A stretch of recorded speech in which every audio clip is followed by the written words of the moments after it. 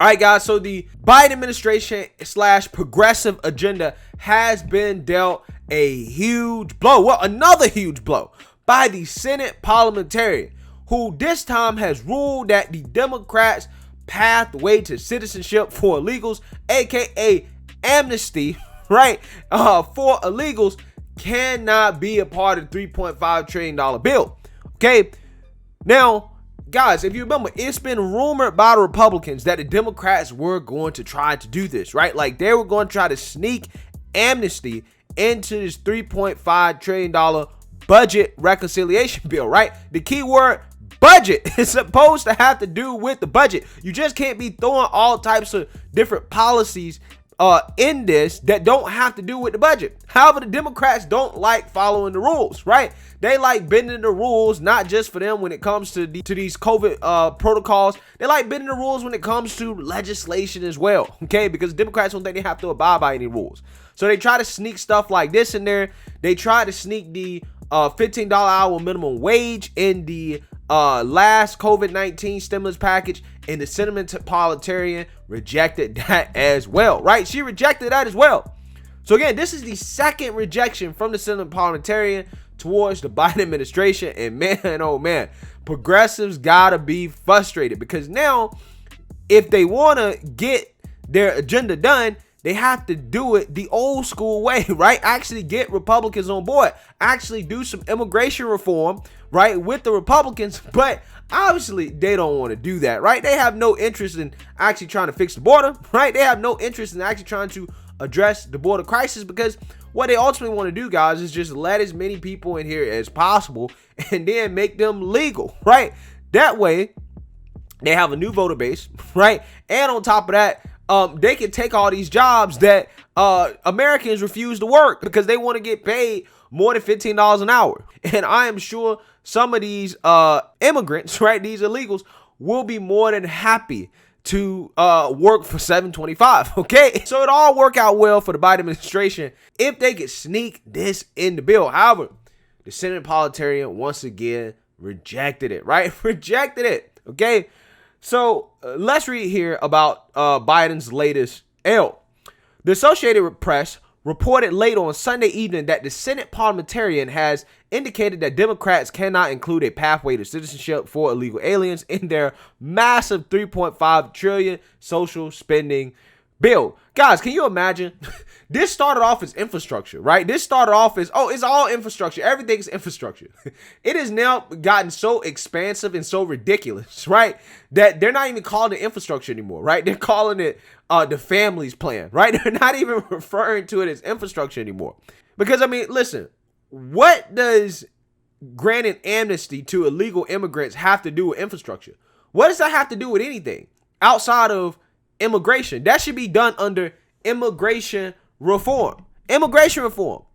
I mean, it's just a shame that you have these massive 1,000-page bills that nobody reads, that these politicians want to just stuff in and everything they can under the sun in these bills and then pass it. I don't understand why this is even legal. I don't get it. I don't get it. If this bill cannot be read, right, in a session, okay, if people can't read it on the floor, right, the whole thing, then you probably shouldn't be doing it. Okay, you probably shouldn't be doing it. This is the problem with politics. They always do these massive bills where they put a bunch of stuff in the bill that ain't really got nothing to do with what they're talking about. Again, how did granting amnesty to illegal immigrants become a part of the conversation regarding infrastructure, right? I don't understand. Fox News congressional correspondent Chad Peregrine later confirmed the report, writing, quote, a preliminary ruling from Senate parliamentarian Elizabeth McDowell obtained by Fox would bar Democrats from adding immigration provisions to the $3.5 trillion reconciliation bills. Democrats did not have firm legislative text nor a total price tag for the bill, so it's hard to see how there is an absolute ruling on this, Peregrine said. But budget reconciliation bills, which Democrats were using to avoid a filibuster, must be strictly fiscal in nature and can't add to the deficit. It was believed that this push to add immigration to the bill was too policy driven. Of course it is. What does this have to do with the budget? It has nothing to do with the budget. It is purely about the Democrats trying to push progressive policies that have nothing to do with the budget whatsoever. That's what it's about. It's about sneaking in their little add-ons that they want, because they don't want to actually do real immigration reform with Republicans. They don't want to actually fix the border, right? They don't want to do that. This is a blow to Democrats and progressives who push to add immigration provisions to the bill. This will cause problems if Democrats have to slash the size of the legislation to mollify moderate Democrats. Pilgrim continued. It was thought that looping immigration provisions into the bill could help placate liberals if Democrats have to trim the size of the legislation. All right, so that's a good point. Basically what this person is saying is that, well, they wanted to throw amnesty in the bill so that just in case Joe Manchin and Kyrsten Sinema decide that they don't want to get on board with a $3.5 trillion plan, which I don't think they will, in which then they could go to the progressives and say, listen, Joe Manchin and Kyrsten Sinema aren't getting on board, so we're going to have to drop the price tag down to, let's say, $1.5 trillion. And we have amnesty in here too. So you guys should be on board with amnesty, right? Basically, it was thrown in there to try to make the progressives happy, just in case they have to trim the sides of the bill. However, because the Senate parliamentarian is like, nah, this can't be a part of it, that's no longer an option, which is going to be important because, listen, the deadline to vote, in which the politicians pledged to vote on the bipartisan infrastructure bill, the $1.2 trillion one, that's coming up on September 27th. Okay, literally like this week, right? Sunday, I believe.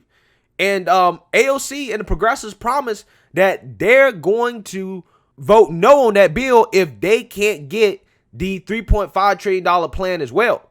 Okay, so the thing is that they really got to hurry up with this bill and get it done, right? They got to get it done before that deadline, or else AOC and the progressives are going to be put to the test, right? Are they going to follow through on their promise and nuke the $1.2 trillion bill? We will see. But regardless, what we're going to see here, guys, for sure, is that you're going to see this week, they're going to magically have this bill done with thousands of pages that is going to be $3.5 trillion worth of spending that nobody's going to read, and then they're going to try to vote on it at the last minute. That seems to be what may be trying to happen here, because they're going to have to do that, or else it's going to be some problems for the Democrats come September 27th when they're supposed to vote on a $1.2 trillion bill. So this is a big week for the Democrats. This is a huge week for them. Pilgrim added that the key part from McDowell's decision was that including immigration as a part of reconciliation is further evidence that policy changes of this proposal far outweigh the budgetary impact scored to it and is not appropriate for inclusion in reconciliation. The news comes after Axios reported on Sunday afternoon that Senator Joe Manchin, who is one of the most powerful Democrats in Washington, D.C., due to his moderate policy stances in a 50-50 split Senate, wants to delay voting on Biden's $3.5 trillion leftist wish list until 2022. Quote, Manchin's new deadlines, if he insists on it, would disrupt the plans by House Speaker Nancy Pelosi and Senate Majority Leader Chuck Schumer to vote on the budget reconciliation package this month, Axios reported. The report said that any delay for Manchin, who is not a part of the far left wing of the Democrat Party, could imperil House passage of the separate $1.2 trillion infrastructure bill, which Pelosi has promised to pass by September 27th. So yeah, that's what I was telling you guys about. Basically, if they can't get this bill voted on by basically September 27th, essentially the progressives, the ball is going to be on their court, right? And if they don't nuke that $1.2 trillion bill, the far leftists are going to come after them like no tomorrow. It's going to be entertainment all day long.